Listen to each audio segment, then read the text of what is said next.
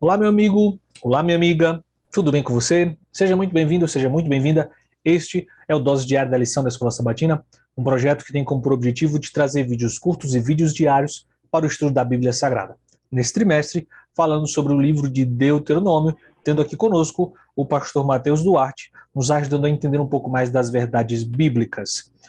Você já se perguntou, na sua caminhada cristã, muito provavelmente sim, se você está dando um bom testemunho? Em que aspecto anda o seu testemunho, a sua vida cristã? Como as pessoas olham para você e quando elas olham para você, o que elas veem em você? Quando entramos num concerto e numa aliança com Cristo, eventualmente nos perguntamos se estamos vivendo de acordo com os termos da aliança e se estamos apresentando um bom testemunho. Deus exigia, ou Deus esperava, pastor Mateus, acredito eu, a mesma coisa do povo de Israel no Antigo Testamento, certo? Que eles vivessem um bom testemunho, que eles vivessem os princípios da aliança. E durante todo esse trimestre nós falamos muito sobre isso, sobre aliança, sobre os termos da aliança, sobre as promessas de Deus em cuidar do povo, em cumprir a sua parte na aliança, e expectativa de Deus em que o povo cumprisse sua parte na aliança. Mas quando não havia o cumprimento da parte das pessoas, do povo na aliança, havia alguns problemas e algumas consequências. E até falamos aqui em uma lição específica só sobre as bênçãos e maldições. Mas eu quero ler um texto que o autor da lição chama a atenção, que está em Deuteronômio capítulo 17, verso 6, e lá no subtítulo do capítulo 17 está castigo da idolatria. No 17, versos 6 e 7, a Bíblia diz assim: por depoimento de 2 ou 3 testemunhas será morto o que houver de morrer. Por depoimento de uma só testemunha não morrerá.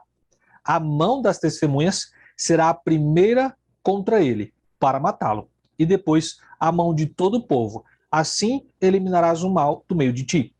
Pastor Mateus, é inevitável perceber que Deus era muito severo com as nações, com os povos, por causa dos seus pecados, suas iniquidades, e percebe-se muito bem isso na Bíblia, Deus agindo desta mesma forma com o povo de Israel. E aqui você tem uma evidência, Deus agindo de forma muito intensa diante de um problema chamado idolatria. Pergunta: hoje, o problema da idolatria continua existindo, certo? Não na mesma, quem sabe, não na mesma, vamos assim dizer, na mesma forma. Em alguns aspectos você encontra a mesma forma, mas dentro de um mundo, na maior parte do mundo religioso, não da mesma forma que era no mundo pagão antigamente, mas continua havendo. Pergunta é: a ação de Deus para com o problema da idolatria continua sendo a mesma? Ou será que hoje, no século XXI, em um mundo de tecnologia, Deus está mais brando, mais calmo, mais suave, agindo apenas pela graça? Será que ele não exige tanto da gente hoje como exigia do povo de Israel no passado? Aí já vamos colocar mais lenha na fogueira, né? Aí o pessoal que fala que estamos debaixo da graça e não da lei. E aí, Então, ó, e será aí? que agora? E aí? Porque a lei falava, né? Gente, quem pecou é pedra na cabeça. Se tiver Morte. duas testemunhas, e você vê em vários exemplos, como por exemplo, Jezabel contrata duas falsas testemunhas e elas depõem e acabam matando Nabote, que era inocente. E aí? Será que hoje a gente tem que voltar a isso? Vamos reunir, pecou, a gente reúne todo mundo na igreja e tome pedra na cabeça? Será que é Aí, isso que ele está querendo dizer? aí você tem um episódio de Jesus com a mulher prostituta, quando ela vai ser apedrejada, ele diz: quem não tiver pecado, tira a primeira pedra, e ela sai dali ilesa. E aí? Como é que fica tudo isso, né? Quando olhamos para tudo isso, meu amigo, minha irmã, vamos entender o que está acontecendo e o que você quer, o que você precisa entender quando Paulo fala tudo isso. A lei, segundo o Deuteronômio 17, falava que por duas testemunhas ele podia ser condenado. Isso existe até hoje na lei judaica. Se você, por duas testemunhas, você pode ser condenado a um crime. Jesus foi apresentado duas falsas testemunhas para dizer, então, que ele era mentiroso. Inclusive no Apocalipse, só um paralelo, né? Ali no capítulo 11, quando Jesus fala da sua lei, ele usa duas testemunhas para falar que a sua lei era verdadeira e defender a sua lei. O que acontece? Dentro desses contextos, nós poderíamos ver que a condição para a condenação era imediata. Pecou, já responde na hora. Principalmente pecados passíveis de morte, pecados muito intensos. Muita coisa era resolvida na hora, olho por olho, dente por dente. Só que Paulo faz uma aplicação muito maior em cima disso, que é o que nós encontramos em Hebreus capítulo 10, a partir do verso 28, porque Jesus começa a colocar isso, que essa ideia de radicalidade talvez não fosse tão necessária. Porque todos pecamos, e se fôssemos ser radicais o tempo todo com os pecados que acontecem, nós então poderíamos fazer soluções para todos os pecados. Então, por exemplo, adulterou, morre, roubou, morre. Existem até alguns países aí de vertentes árabes e muçulmanas que na lei do Islã permite que a pessoa esteja morta, apedrejada, permite que a pessoa seja morta de outras formas. Mas no tempo da graça que nós vivemos, nós temos que entender que a oportunidade de perdão é muito maior, que não é necessário ser tão radical nas punições, porque vai chegar um momento em que a punição há de acontecer. Acompanhe comigo na leitura. Eu vou ler na Nova Almeida atualizada, porque ela tem um pouco mais fácil de compreender. Deuteronômio 10, verso 28 em diante. Quem tiver rejeitado a lei de Moisés morre sem misericórdia, pelo depoimento de 2 ou 3 testemunhas, que é o que nós lemos lá em Deuteronômio 17, verso 6. E aí Paulo aplica isso a outra realidade. Imagine quão mais severo tem que ser o castigo daquele que pisou o Filho de Deus, profanou o sangue da aliança com a qual foi santificado, insultou o Espírito da graça. Pois conhecemos aquele que disse, a mim pertence a vingança e eu retribuirei. Outra vez, o Senhor julgará o seu povo, horrível coisa cair nas mãos do Deus vivo. O que Deus está querendo dizer aqui? Se o povo quebrando a lei de Moisés com a limitação de luz que eles tinham, entendam a limitação que eles tinham, que era só a lei de Moisés, e através dessa lei que eles tinham que conhecer a graça e a salvação vinda de Cristo. Se pela lei, aquele que rejeitasse, aquele que quebrasse, precisava ser morto, como nós vimos lá apedrejado, imagine só como tem que ser o castigo da pessoa que rejeita a graça de Jesus, que rejeita a morte de Jesus. Quando fala que pisa o Filho de Deus, é desprezar o Filho de Deus, que não se importa com o sangue da aliança, ou seja, não se importa com o sangue derramado na cruz do Calvário, ou ainda insulta o Espírito da graça. Jesus fala, o pecado contra o Espírito Santo é imperdoável. O que é esse pecado contra o Espírito Santo? Se eu insultar o Espírito Santo, é rejeitar o trabalho intercessório que ele tem para comigo. O trabalho de convencimento que ele faz. É o Espírito Santo que mostra que eu estou errado. É o Espírito Santo que mostra que eu preciso de salvação. O Espírito Santo que me mostra que eu preciso de graça. É ele quem mostra, porque ele convence do pecado, da justiça e do juízo. De Jesus em João capítulo 16, 14, 15, 16, que ele está falando ali do Consolador. Ou seja, imagine o castigo daquele que precisa, que rejeita, aquele que não aceita, aquele que rejeita o Espírito Santo.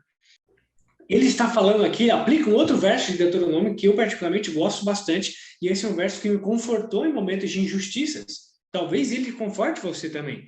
Veja o que diz em Deuteronômio, capítulo 32, verso 35. O Senhor dizendo, a mim pertence a vingança, a retribuição, a seu tempo, quando o pé deles resvalar, porque o dia da sua calamidade está próximo e o seu destino se apressa em chegar. O que Deus está falando aqui? Ele está vendo as injustiças.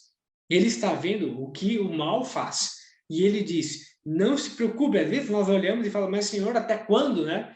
Diz isso em Apocalipse, o Senhor não vai fazer nada, aparentemente nada.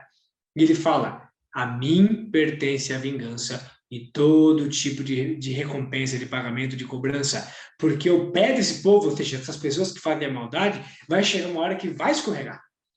O pé daqueles que não aceitam vai pisar o sangue de Cristo, vai pisar o Filho de Deus, vai insultar o Espírito da graça. E o que vai acontecer? Quando Jesus voltar, não vai haver misericórdia, porque o castigo é muito maior sobre quem tem mais luz do que aquele que não sabia. Sabe, você, meu irmão, minha irmã, se você está aqui conosco estudando, você com certeza é alguém que gosta de estudar, é alguém que vai atrás. Por isso, não rejeite o Espírito da graça, não rejeite a salvação disponível em Jesus, não rejeite o amor que ele te oferece, porque o amor está disponível para mim e para você. E a misericórdia também, mas se eu rejeitar o amor, não terá misericórdia, não terá como ser justificado, não terá como pedir misericórdia. porque não vai ter como ser justificado, sendo que eu rejeitei o amor e a graça de Jesus Cristo. Por isso, lembre-se disso que nós estamos falando para você. Aceite o convite da graça e da salvação. Aceite a justiça e a vinda de Deus, porque é dele que vem a justiça. E como disse o último verso de Deuteronômio capítulo 28, ai daquele, ou seja, horrível coisa é cair nas mãos do Deus vivo. Ou seja, horrível coisa é achar que eu posso, por mim mesmo, ser julgado com minhas próprias forças. Horrível coisa é enfrentar o juízo de Deus sem ter o justo advogado, Jesus Cristo. Horrível coisa é enfrentar um Deus no ápice da sua ira, demonstrada contra o pecado. Não contra o pecador, porque Jesus ele não tem prazer em matar ninguém, não tem prazer em destruir ninguém, mas ele vai precisar fazer essa obra estranha, como diz a própria palavra de Deus, porque o ódio, a raiva de Deus é contra o pecado, e contra o que o pecado causa, que é morte, separação, dor e tristeza. E é justamente contra isso que ele vai, com toda a sua força, destruir. E se eu me agarrar ao pecado, eu serei destruído junto com o pecado para todo sempre. E é isso que Paulo quer dizer. Horrível coisa é cair na mão do Filho do Deus vivo, porque nesse momento Deus não terá misericórdia. Deus vai ser justo. E para ser justo, ele não pode ser misericordioso naquele momento. Ele precisa colocar um ponto final. Eu aguardo esse momento com alegria. Você pensa, nossa, Mateus, mas você o quê? Gosta de ver os outros sofrendo? Não. Porque quando ele finalmente destruir o mal, lançar a morte, a besta, o Satanás, os seus anjos no lago de fogo e enxofre, como diz em Apocalipse, ele vai estar pondo um ponto final no pecado e nas suas consequências. E eu aguardo esse dia, porque eu não aguento mais a injustiça do mundo.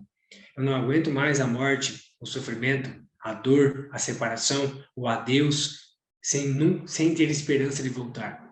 Por isso eu espero que Jesus de fato faça justiça e venha colocar um ponto final no pecado o mais rápido possível. Aceite a graça que ele te oferece, porque a misericórdia ainda está disponível. O Deus de amor ainda está disponível. Aceite esse convite. Obrigado, pastor Mateus. Enquanto o senhor falava aí, eu lembrei de um texto, e eu quero encerrar também com esse texto, depois de falar tão bem, pastor. Hebreus, capítulo 10, verso 26, diz assim: porque se vivermos deliberadamente em pecado, depois de termos recebido o pleno conhecimento da verdade, já não resta sacrifício pelos pecados.